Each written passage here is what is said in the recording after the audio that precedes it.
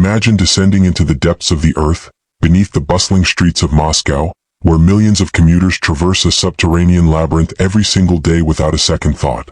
But what if one of those marble-walled stations held a door that wasn't on any map? A gateway to a level of reality that the Russian government has spent 80 years trying to erase from existence. Today we are diving into the chilling, unexplained disappearance of Dr. Viktor Sokolov, a structural physicist who claimed to have found the level zero of the Moscow metro, a place where physics stops working and the echoes of the past take on a terrifying physical form. This isn't just an urban legend.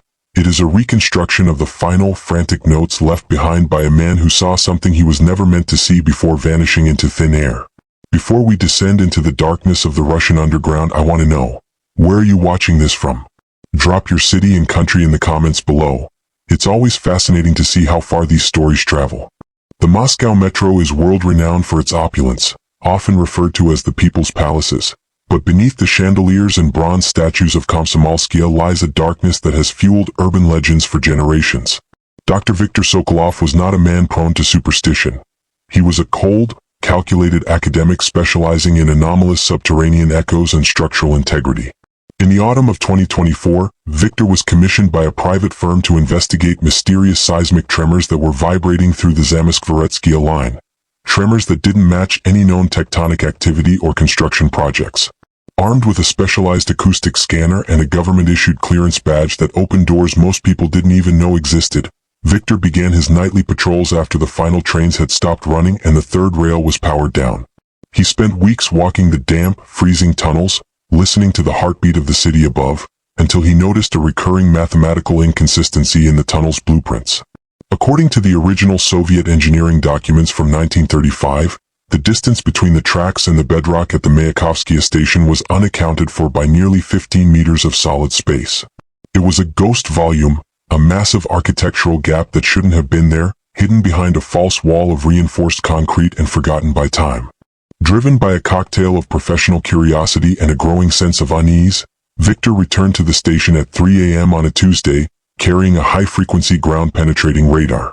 He found the specific section of the wall where the echoes died, a dead zone where sound didn't bounce back, but seemed to be swallowed whole by the masonry. As he ran his hands over the cold, soot-stained concrete, he felt a faint, rhythmic pulsing, like a slow, heavy breath emanating from behind the barrier. Using a specialized industrial endoscope, he drilled a tiny, silent hole through the secondary layer of brickwork, expecting to find a maintenance crawlspace or a forgotten sewage pipe. Instead, the camera feed on his tablet flickered to life, revealing a vast, dimly lit hall constructed in a style that predated the metro itself, featuring obsidian-colored stone and strange, geometric engravings that glowed with a faint, bioluminescent hue. There were no lights, no wires, and no signs of modern construction, yet the air pressure reading on his device plummeted as if he were standing on a mountaintop. Viktor knew then that he hadn't just found a secret room. He had found a structural anomaly that defied the very laws of Soviet urban planning, a hidden floor zero that was never meant to be accessed by the living. The entrance was cleverly disguised behind a heavy steel ventilation grate that appeared rusted shut, but moved with a silent, oiled precision when Viktor applied pressure to a hidden lever he discovered by sheer accident. As he stepped through the threshold, the ambient noise of the metro, the distant hum of industrial fans and the drip of groundwater, vanished instantly, replaced by a silence so profound it felt heavy against his eardrums. The air was unnervingly dry and smelled of ozone and ancient, parched parchment, a stark contrast to the damp, metallic scent of the tunnels he had just left. He clicked on his high-powered LED flashlight, and the beam cut through the darkness to reveal a grand staircase descending further into the earth, carved directly into the black bedrock with a level of precision that shouldn't have been possible in the 1930s. Each step was inscribed with Cyrillic characters that made his head swim when he tried to read them, as if the letters themselves were shifting and reordering into words that his brain refused to process. He felt a sudden, sharp pain behind his eyes, a warning sign of high-frequency interference, but the thrill of the find pushed him forward, deeper into the bowels of Moscow, away from the safety of the known world and into a silent, subterranean abyss. As Viktor reached the bottom of the staircase, he found himself in a circular chamber that resembled a command center, but one designed by a civilization that viewed technology and occultism as the same thing. In the center of the room sat a massive, rotating sphere made of a translucent, mercury-like liquid that hovered several inches above a pedestal without any visible means of support. Around the sphere were desks littered with documents dated from 1947 to 1953, the final years of Stalin's reign, detailing a project known only as the Echo of the Abyss. Viktor picked up a leather-bound logbook, his hands trembling as he realized the handwriting belonged to Lavrentiy Beria, the infamous head of the Soviet secret police.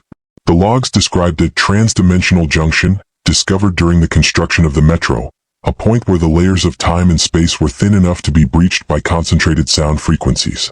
The Soviet scientists weren't just building a subway, they were building an antenna to listen to the voice of the Earth, believing it would grant them foresight into the movements of their enemies. However, the later entries grew increasingly erratic, filled with sketches of shadow-like figures and frantic warnings that the voices had started responding, demanding a price for the knowledge they provided. The deeper Viktor explored this secret floor, the more he realized that the space didn't follow the linear rules of geometry, as the corridors seemed to stretch and contract based on the direction he was looking. He found a row of observation cells with thick lead glass windows, and when he peered inside, he saw remnants of a life interrupted, half-eaten meals that looked fresh, open books, and even a steaming cup of tea that sat on a desk, despite the room being sealed for decades. It was as if time itself had been frozen in this specific pocket of the Earth, creating a permanent now for anyone trapped within its confines. In one of the rooms, he found a wall covered in photographs of metro workers from the 1950s, all of whom had been reported missing during the Great Purge of the tunnels, their eyes scratched out with surgical precision. He began to hear a faint, melodic humming that seemed to vibrate within his very bones, a sound that bypassed his ears and spoke directly to his subconscious. It was a beckoning call, a rhythmic pulse that matched the beating of his own heart, and for a moment, Viktor felt an overwhelming urge to turn off his flashlight and surrender to the velvet darkness of the secret floor. Reality began to fracture for Viktor when he glanced at his watch and realized that while he felt he had been underground for only 20 minutes, the digital display showed that 4 hours had passed since he entered the chamber. He tried to turn back, but the staircase he had descended was no longer there. In its place was a long, narrow hallway lined with mirrors that didn't reflect his image, but instead showed the station above as it would look in 100 years. He saw Mayakovskaya station in ruins, overgrown with bioluminescent fungi and inhabited by creatures that moved with a disjointed, spider-like gait, their faces a horrifying blend of human and machine. Panic finally set in as he realized the secret floor was a bridge between timelines, a temporal vacuum that was starting to draw him in like a moth to a flame. He pulled out his radio to call for help, but all he heard was his own voice screaming back at him from the future, a distorted, agonizing sound that begged him to find the anchor before the doors closed forever. The walls began to bleed a thick, black ichor that smelled of old copper, and the temperature in the room plummeted until his breath hitched in his throat, forming crystalline clouds of ice in the stagnant air. Viktor's final audio log, which was later recovered by a diggers group, an underground community of urban explorers, is a chilling testament to the horrors he encountered in those final moments. In the recording, his breathing is heavy and frantic, punctuated by the sound of something large and heavy scraping against the stone floor behind him. "It's not a floor, it's a stomach," he whispered into the recorder, his voice cracking with pure, unadulterated terror as he described how the walls were beginning to pulse with a biological rhythm. He claimed that the Level Zero was a living entity, an ancient organism that the Soviet government had accidentally woken up and then attempted to domesticate using the metro as a cage. The trains, the commuters, the constant movement of millions, it was all a way to keep the entity fed with kinetic energy, a massive, underground battery powered by human motion. But now the entity was hungry for something more substantial, and Viktor had walked right into its maw, providing it with the one thing it lacked, a conscious observer to anchor its existence into the physical world. He described seeing the architect, a towering figure made of shadows and static, standing at the end of the hall, holding a key made of human bone. The last known footage of Viktor Sokolov comes from a security camera in the main tunnel, just outside the hidden grate, which shows him briefly emerging from the wall looking 30 years older than when he entered.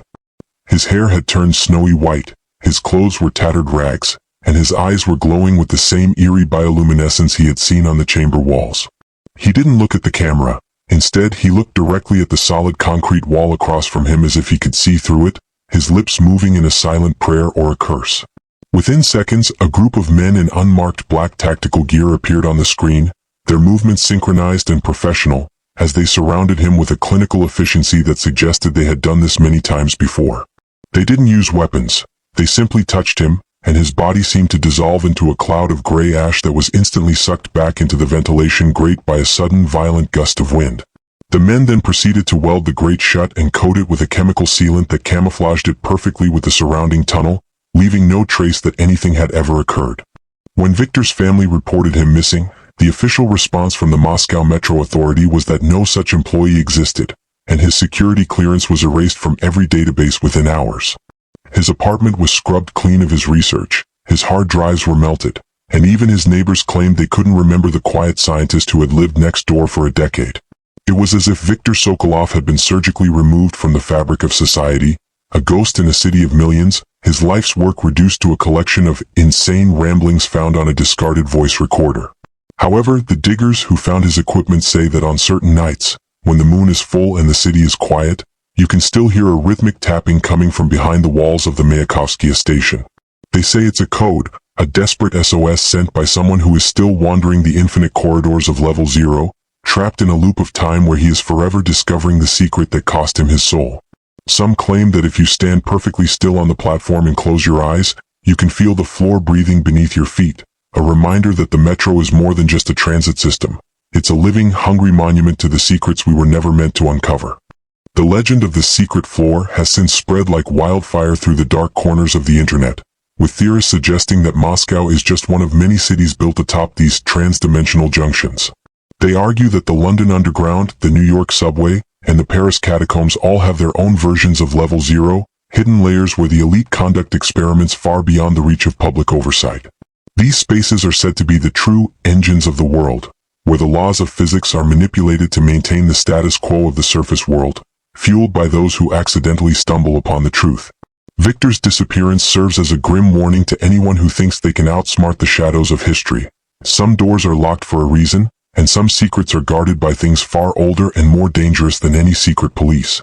The architecture of our world is merely a thin veil draped over a much more complex and terrifying reality, and sometimes the veil slips, allowing a glimpse of the abyss that stares back with 1,000 unblinking eyes. What makes Viktor's story so uniquely terrifying is the physical evidence that continues to surface despite the government's best efforts to suppress it. In 2025, a maintenance worker found a silver fountain pen embedded deep within a solid concrete pillar during a routine inspection near the site of Viktor's disappearance. The pen was engraved with Viktor's initials, but the metal had been fused with the concrete at a molecular level, a physical impossibility unless the two materials had occupied the same space at the same time. This phenomenon, known as molecular displacement, is a hallmark of high-energy spatial anomalies, suggesting that the secret floor isn't just a hidden room, but a localized distortion of the space-time continuum. The worker who found the pen was reassigned to a remote Siberian outpost within 48 hours, and the pillar was quickly covered with a thick layer of lead lines shielding under the guise of structural reinforcement. It seems the entity beneath Moscow is growing, its influence leaking into the upper levels and demanding more anchors to stabilize its presence in our dimension. Rumors among the veteran metro drivers suggest that they are instructed to never look into the mirrors of the stations after midnight, for fear of seeing the hollow passengers, the entities that reside on level 0. These drivers tell stories of trains that arrive at stations empty, yet the weight sensors indicate the cars are at maximum capacity, suggesting they are transporting something invisible to the human eye. They speak of cold stations, stops that appear on the internal monitors but don't exist on any map, where the doors open to reveal only a swirling violet mist and the sound of children laughing in a language that hasn't been spoken for 5,000 years. Viktor's research hinted that these entities are the true inhabitants of the Earth, and we are merely temporary tenants living on the crust of their world. By building the metro, we inadvertently punctured the ceiling of their domain, and now they are using our own infrastructure to climb upward, one floor at a time, until the secret floor becomes the only floor. The disappearance of Dr. Sokolov is not an isolated incident, but rather the most well-documented case in a long line of subterranean erasures that have plagued Moscow since the mid-20th century. Archives from the Khrushchev era briefly mention a Section 15 of the KGB, whose sole purpose was to contain extra-dimensional incursions within the city's infrastructure, specifically targeting the metro. These agents were equipped with specialized gear designed to resist the psychic static emitted by the anomalies, and they were the ones responsible for the concrete plugs found at various points in the tunnel system. Viktor had found a way to bypass these plugs, believing his scientific mind could withstand the pressure of the unknown, but he failed to realize that the abyss doesn't just watch you, it rewrites you. He became a variable in an equation he didn't understand, a piece of data consumed by a biological supercomputer that spans the entire globe, hidden just beneath our feet. As we look at the footage of the Moscow metro today, with its gleaming pillars and rushing crowds, it's hard to imagine that such a nightmare could exist just inches away from the daily commute. Yet, the architectural anomalies persist. The staircases that lead to nowhere, the doors that stay locked for decades, and the sudden, unexplained drops in temperature that make commuters shiver in the middle of summer. These are the glitches in our reality, the points where the secret floor is pushing against the boundaries of our world, seeking a way out. Viktor Sokolov's story is a reminder that the truth is often buried under layers of stone and silence, waiting for someone brave, or foolish, enough to go looking for it. He may never be seen again in our world, but perhaps he is still there, a silent sentinel in the obsidian halls of Level 0, watching the trains go by from a place where time has no meaning and the darkness never ends. If you ever find yourself in the Moscow metro late at night, and you see a door that looks slightly out of place, or a staircase that doesn't appear on your map, remember the name Viktor Sokolov and keep walking. Do not stop to listen to the humming, and do not try to see what lies behind the rusted grates, because once you step onto the secret floor, there is no coming back. You become part of the history of the abyss, another missing file in a government cabinet, another shadow on a wall that no one will ever see. The world is much deeper than we think, and some floors were never meant to be reached by human feet. Thank you for joining us on this journey into the depths of the Russian underground. If you enjoyed this documentary, don't forget to like, subscribe, and hit that notification bell so you never miss another deep dive into the world's most terrifying mysteries. Would you like me to investigate the secret tunnels of another city next? Let me know in the comments.